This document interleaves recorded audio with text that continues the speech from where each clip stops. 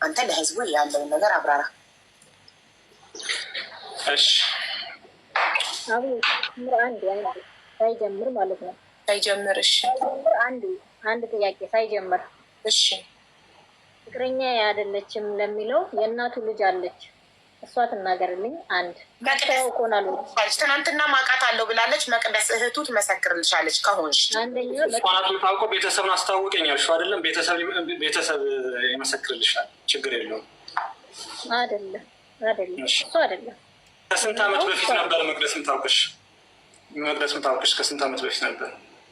ምህረት አዋጁ እርጉዝ ከስንት ዓመት በፊት? በቃ ይህን ያክል ዓመት በይ። ከስንት ዓመት? ትናንትና ጠይቂያት ነበር ይህን ጥያቄ የምህረት አዋጁ ላይ ብላለች። ምህረት አዋጁ አብይ መጥቶ ፓስፖርት አውጥቼ ነው ወደ ኢትዮጵያ 6 ዓመት ወይም 7 ዓመት ማን ነው መቅደስን የምታውቂያት? በፊት ይህን ስራ ይህን ያክል ዓመት በይ። መቅደስ ጋር የታወቅሽበትን ዓመት ይህን ያክል ዓመት በይ።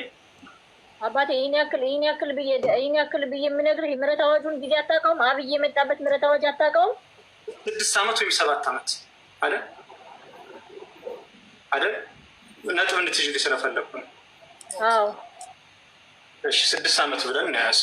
አብይ የመጣው የዛሬ ስንት ዓመት ነው? አብይ ዩናይትድ አረብ ኤምሬት የመጣው ጋይስ የምታውቁ ጻፉልኝ። አብይ የመጣው የዛሬ ስንት ዓመት ነው? የጻፉ ነው 6 ወይም 7። ሌላ ጥያቄ፣ እናትህ በህይወት አለች በህይወት የለችም? አንድ ጥያቄ፣ እናትህ በህይወት አለች በህይወት የለችም? በሚገባለች እንጂ እናት አለች። ለምንድን ነው ታንቃ ሞተች ብለህ ለእኔ ነገርከኝ? ይህን እህት ትመሰክራለች። አሁን ወደ ሀሳቤ ልመለስ። ሲሰራ ወይኔ ስለሆነ ላውራ ፍቀጅልኝ። 19 ሰው ቁጭ ብሎ እየጠበቀ ነው። በእህትህ ፊት ነው የምነግርህ። ሰራ ወይኔ ነው፣ እባክሽን ፍቀጅልኝ። አንዴ ሶሊያና፣ በቃ እኔ እየጻፍኩ ስለነበር ነው። ጎንበስ ብዬ ይቅርታ፣ እያንዳንዱ ሁሉ ነጥብ እንዳይጠፋኝ እየጻፍኩ ስለነበረ ነው። እሺ፣ ስለዚህ ሶሊያና ጨርሰሻል? ጠየቅሽው አይደለ? ጥያቄዎቹን አሁን ይመልስልሽ። በቃ አሁን አንቺ ሚዩት አድርጊ። እሺ፣ የእሱ ተራ ነው። አንቺ ስታወሪ እሱ ሚዩቱን አላበራም፣ አላቋረጠሽም። ስለዚህ አንቺም እንዳታቋርጭ። ቴንኪዩ። እኔና ሶሊያና ወይም ደግሞ በትክክለኛ መጠሪያ ስሟ ዘመናዊ የምንተዋወቀው በፌስቡክ ነው። መነሻውን ጥርጥር እያደረኩ ሁላቸውን ሰሙ ስለምፈልግ በሶሻል ሚዲያ ነው። ወደ ውጭ ሀገር መሄድ እፈልጋለሁ። ወደ ካናዳ አካባቢ ፕሮሰስ ጀምሬ አልተሳካልኝም። ምን ላድርግ? ምክንያቱም በጣም በፌስቡክ በጣም እንጻጻፋለን። ሜቢ ያንም ፈልጋ ማምጣት ትችላለች እና እንጻጻፋለን። ወደ ካናዳ አልተሳካልኝ ስል ዱባይ መተህ ለምን አትሰራም? በምትሰራበት በምታገለግልበት ዱባይ መተህ ለምን አትሰራም ትለኛለች። እንዴት ነው መምጣት የሚችለው የሚለውን ነገር ስለ ቲኬት እና ቪዛ ነው። ቪዛውን ደግሞ እኔ አመቻችልሃለሁ አለችኝ። በሰዓቱ ላይ ስንት ብር እንደሆነ አላስታውስም። ማነው የቪዛ ብር በዚህ አስገባለችኝ። አካውንት ላከችልኝ። የሙስሊም ስም ነው በሰዓቱ ላይ አስታውሳለሁ። ወደዛ አስገባውኝ። ቪዛ ሰርታ ከአንድ ጓደኛዬ ጋር ሁኜ ወደ ዱባይ መጣሁኝ ማለት ነው። ከኤርፖርት የተቀበለችኝ እሷና ጓደኛዋ ስንታየው የምትባል ጓደኛዋ ነች የተቀበለችኝ። ሻርጃ አካባቢ ነው እጃዛ ቤት የነበረው። ሜይ ቢ የቀሲስ ወንደሰን የዘማን የወንደሰን ቤት ስለ አካባቢ ነው፣ እሱ አካባቢ ነው። ለ2 ቀን እዛ እጃዛ ቤት አድሬያለሁ።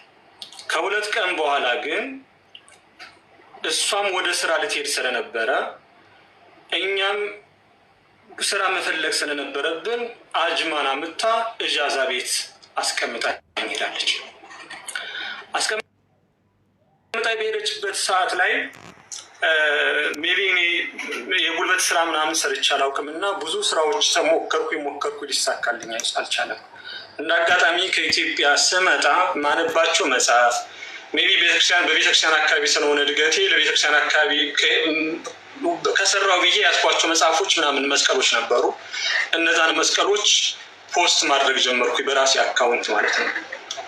ሜቢ ስራው ምክንያቱም በወር የምቀጠረው 800 ብር ነበረ፣ ሜቢ የጉልበት ስራ ማለት ነው። ነገር ግን ምንድን ነው በቀን 2000 ብር 3000 ብር 4000 ብር በኦንላይን መስራት ጀመርኩኝ ማለት ነው። በኦንላይን በሚሰራበት ወቅት ላይ እንደ አጋጣሚ የምህረት አዋጅ ይመጣል ማለት ነው። የዶክተር አብይ መጥቶ የምህረት አዋጅ መጣ። ኤምባሲ ላይ መኪና ተከራይቼ በሰዓቱ ላይ የነበረው ሹፌርም መቅረብ ይችላል። መኪና ተከራይቼ መስቀል፣ ቲሸርት፣ መጽሐፎችን መሸጥ ጀመርኩ። በቀን 2000፣ 3000፣ 5000፣ 7000 ድርሃም መስራት ጀመርኩ። ሜቢ ለአንድ ወር ከምናምን ወደሚጠጋ አካባቢ ስሰራ የሚሰራበት የት ነበረ? አቡዳቢ ራስ አርኬማ ምናምን በየቦታው ነበረ ፓስፖርት የሚወጣበት ቦታ።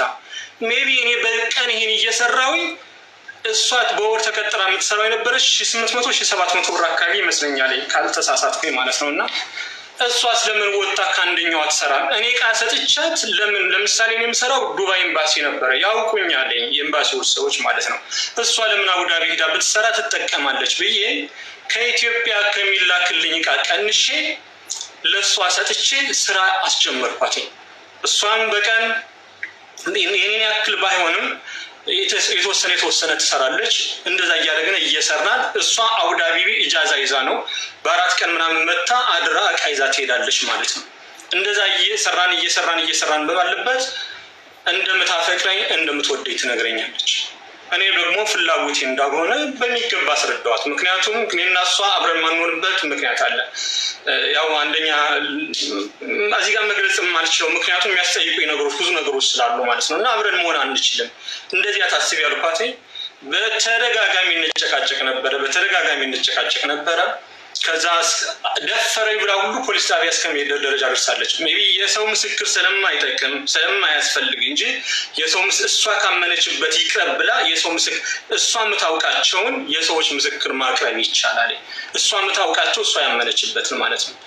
ሜይ ቢ እንደዛ እየሰራን ባለንበት ወቅት ገንዘብ ምክንያቱም ስራ እንድትጀምር ያደረኩበትን ገንዘብ እንድትመልስልኝ በምጠይቅበት ሰዓት ላይ ብዙ ያለመግባባቶች ተፈጠሩ። ከዛ መጨረሻ ላይ ምንድነው እኔ ያመጣው ለዚህ መነሻ እኮ እኔ ምናምን ብዙ ነገሮች ተፈጠሩ። ከዛ በኋላ መጨረሻ ላይ ምንድነው ወንድምየው ከሌላ ቦታ ይሰራ ነበረ መጥቶ ከኔ ጋር አብሮ እንዲኖር ተደረገ ማለት ነው። ወንድምየው እኔ ጋር እየኖረ ባለበት ሰዓት ላይ ስልኩን እንዳጋጣሚ ፍሪ ኮል የሱ ስልክ ነበረው ለመደወል ስልኩን ሰጥቶ በነበረበት ሰዓት ላይ እሷ ሪከርድ ታደርጋለች ወደ እሱ ስልክ ማለት ነው።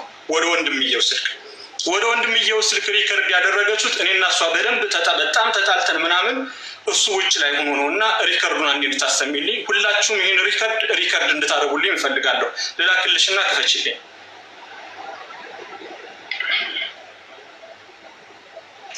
ኦኬ እሱ ጋር መክፈት እኮ ትችላለህ። ለምን አትከፍተው?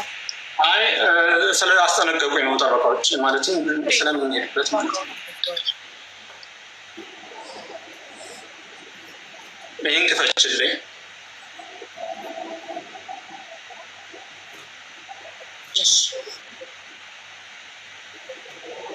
ሁላችሁ ሪከርድ አድርጉልኝ፣ ስሙልኝ፣ ሁላችሁ አዳምጡልኝ።